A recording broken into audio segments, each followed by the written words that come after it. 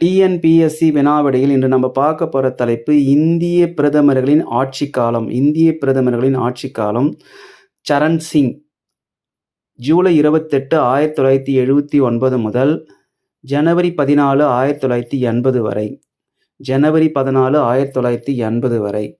அடுத்து இந்திரா காந்தி அம்மையார் ஜனவரி 14, 1980 முதல் அக்டோபர் 31, 1984 வரை. அக்டோபர் 31, 1984 வரை. அடுத்தபடியாக ராஜீவ் காந்தி அக்டோபர் 31, 1984 முதல் டிசம்பர் 2, 1989 வரை. டிசம்பர் 2, 1989 வரை. அடுத்தபடியாக நாம் பார்ப்ப இருப்பது விஸ்வநாத் பிரதாப் சிங் டிசம்பர் 2, 1989 முதல் நவம்பர் 10, 1990 வரை. நவம்பர் 10, 1990 வரை.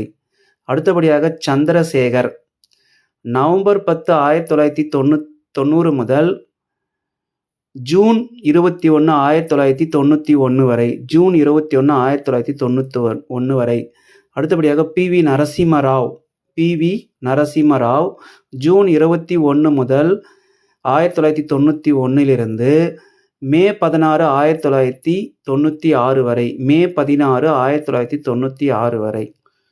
நன்றி. அடுத்த வீடியோ பார்க்கலாம் தொடர்ந்து.